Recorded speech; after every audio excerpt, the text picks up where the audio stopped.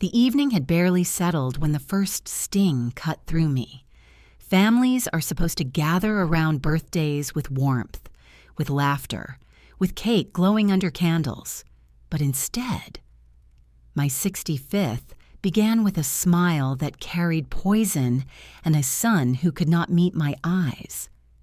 That night, I walked into a restaurant where I had once celebrated anniversaries and milestones, only to be told by my daughter-in-law that this would be my last meal of freedom before the nursing home. The words slipped out of her mouth like venom, and the silence from my son was louder than the insult itself. I did not raise my voice. I did not beg. I simply raised my glass, sipped, and answered that it would be their last meal while having a house to live in. When I left the table that night, I knew my life had reached a breaking point. For too long, I had hidden behind silence, giving everything and demanding nothing. And now my generosity had been twisted into weakness at home. I unclasped Robert's old watch from my wrist and felt the weight of his absence press against my skin. 15 years had passed since his sudden heart attack. 15 years of raising Julian, paying his bills, shielding him from failures, even rescuing him during the housing crash of 2008 when I drained savings Robert and I had built to stop the bank from taking his home. I told myself mothers were meant to shield, meant to erase ledgers before they became shame. But as Julian drifted into Kiara's orbit of handbags and renovations, gratitude disappeared. My sacrifices were no longer seen as love, they were expected as debt. That night, unable to sleep, I opened the bottom drawer of my desk and pulled out the thick envelope I had hidden for years. Inside was the deed to the house Julian and Kiara claimed as theirs, a deed I had transferred into my own name to shield the property from creditors during the crash. At the time, I believed it was temporary, a measure of protection until they recovered, but they never thanked me, never asked to see it, and I had let the years roll by in silence. Now, after Kiara's public humiliation, that silence felt like betrayal of myself. I picked up the phone and called Eduardo Serrano, Robert's old friend and my attorney. Calm, discreet, steady. Eduardo had always been a man who understood loyalty. I told him we needed to review the deed. By morning, he sat at my kitchen table with coffee and quiet reassurance. He read the papers and confirmed what I already knew. The house was legally mine, if they pressed me, if they threatened me further. I had every right to begin eviction proceedings for the first time in years. I felt clarity settle in. Fear no longer lived in my chest. The battle was only beginning, but for once it would not be fought on their terms. Within days, the whispers began, cousins and nieces calling with strained concern, repeating words that sounded rehearsed. They had heard I was forgetting things, that maybe it was time to get help. It was Kiara's hand at work, planting seeds of decline in every ear that would listen. When a geriatric specialist appeared at my door one afternoon, clipboard in hand, claiming my family had requested an evaluation, I nearly laughed. I stood firm and refused her entry. She left with polite words but pitying eyes. And as I closed the door, I saw Julian's car idling across the street.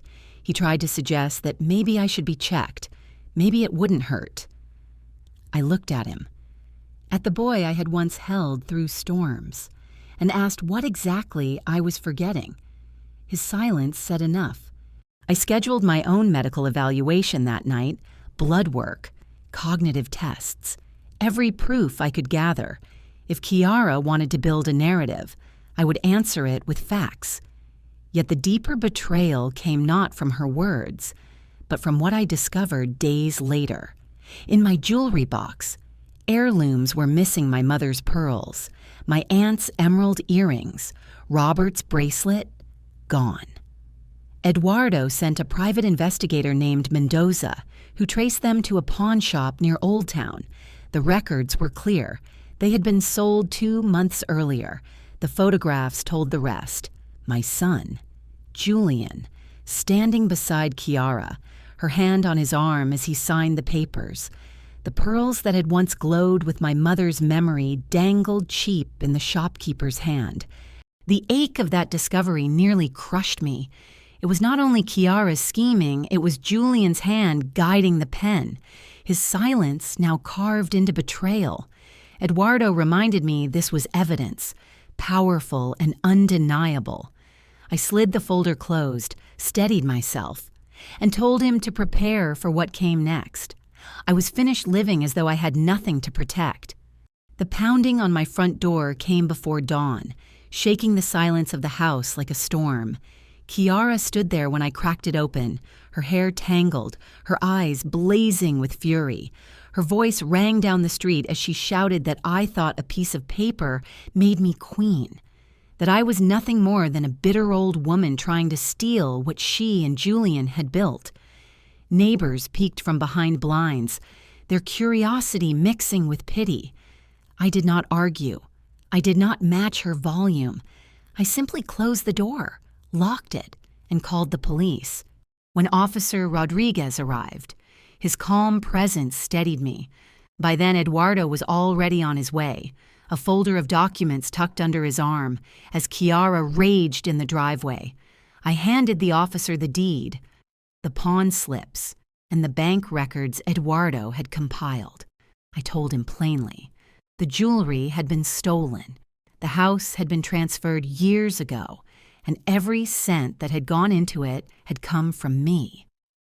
Rodriguez listened, flipping through notarized seals and signatures, his face hardening. He turned to Kiara and told her she had no legal standing here, that she needed to leave immediately. Her face drained of color, anger collapsing into disbelief.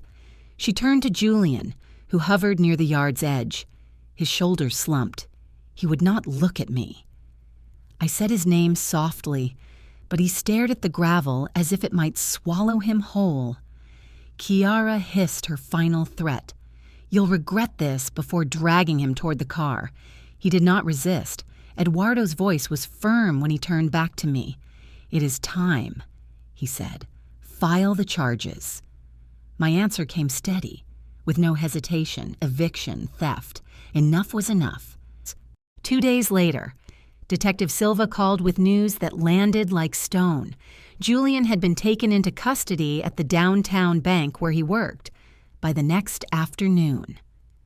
I stood inside the visiting room of the county jail, the fluorescent lights harsh, the air thick with disinfectant, when Julian walked in wearing the beige uniform. My heart twisted. For a moment, I saw the boy who once clung to my hand on his first day of school. But then his eyes fell, and the distance between us felt greater than any wall. His voice was rough when he spoke. He confessed not with excuses, but with a trembling honesty. Kiara had been gambling for years, online casinos, sports betting, anything she could reach. Each time she promised it was the last, and each time Julian had covered the losses. He admitted pawning the jewelry, taking the money, hiding her debts. He told himself it was survival, that he was protecting her, protecting their family. His words stumbled, his hands rubbing together, wrists still raw from cuffs. He said he thought he could pay it all back before I ever knew. My anger was cold, not shouting but sharp. Protecting her, I told him, was not protecting anyone. It was destroying me. It was erasing the memory of a father who had once built everything with me. He wept quietly, asking me not to press further, but I shook my head. Love, I told him, does not erase consequences. I can love you, Julian, and still hold you accountable. His silence was heavy, his head bowed, as the guard came to take him away. I placed my hand on the glass. Find the man you lost, I whispered, but I will not save you this time. Months moved slowly after that. filled with hearings, papers, and signatures that finally secured my home and assets. At first, the silence inside the house felt hollow, but gradually it became companionable. I filled it with new rhythms, morning walks beneath cottonwoods, afternoons painting rough landscapes at the community center, evenings with a small book club at the library where laughter was light and unburdened. For the first time in years, I felt my life belonged to me again. With Eduardo's guidance, I rewrote my will. The properties and investments Robert and I had built would not be left to fuel greed. Instead, they would form a foundation to help older women like me, women cornered by family and left voiceless. For Julian, I left only a modest sum, enough for him to start again if he chose. When I signed the last page, Eduardo looked at me and said I had not just secured my assets, but my dignity. For once, I believed him. Then, one Tuesday afternoon, a letter arrived from the county jail, 5 pages written in Julian's careful script. His words admitted everything: pawned jewelry, siphoned money, silence in the face of Kiara's threats. He wrote of her cruelty, of his weakness, of how fear drove him to betray me. He ended not with a plea for forgiveness, but with a request that I remember the boy he once was, the boy who loved me. I folded the letter carefully and placed it in my desk beside Robert's watch. I did not answer, but I could not throw it away either. Spring arrived with soft mornings and the scent of new blossoms drifting through my windows. I had grown accustomed to the quiet, to the steady rhythm of days no longer spent anticipating conflict. Yet one morning, as I pressed marigold seedlings into the soil of my garden, a voice called from the gate that made me pause. "Mrs. Marlowe," it said, soft but clear. I looked up to see a young man no older than 20, his dark hair catching the sunlight in a way that startled me. His eyes stopped my breath. They were Robert's eyes. He shifted nervously, introducing himself as David Marlowe, my grandson, Julian's son from before Kiara. He explained that he had only found Julian a few months earlier and that he had heard about me. His words were respectful, his posture steady, nothing like the defensive sharpness I had grown used to from Julian and Kiara. He held out a folder of papers, school records, pieces of his life, and asked nothing of me, only the chance to know where he came from. The word grandmother landed heavier than any deed or jewel I had ever held. Cautiously, I welcomed him inside. We sat at the kitchen table, the same table where months earlier Eduardo and I had spread deeds and evidence. Now it held nothing more than 2 glasses of water and the weight of possibility. David told me about his mother, about growing up without Julian, about working his way through school. He spoke plainly, without expectation, and I listened, for the first time in years. Family felt like something chosen rather than demanded. After he left that afternoon, I stood by the gate watching him disappear down the street. The house behind me was secure, the will rewritten, the battles settled. But here was something I had not anticipated. An inheritance of a different kind, a chance to plant new roots in soil that had once been broken. I felt a quiet strength settle in me, one that did not come from legal victories or financial safeguards, but from the simple possibility of connection. The months that followed were gentler. David began visiting occasionally, sometimes helping me in the garden, sometimes simply sharing stories over dinner. He never asked about the money or the house. He only asked about Robert, about childhood memories of Julian before Kiara, about the kind of family history that cannot be measured in dollars or deeds. Each time he left, I felt something mend, small but undeniable. Through it all, the lessons of the past remained sharp. I had spent years giving without demanding respect, mistaking silence for love. In doing so, I had allowed my sacrifices to become invisible. It had taken betrayal and loss to teach me that love must walk hand in hand with boundaries, that dignity cannot be surrendered without cost.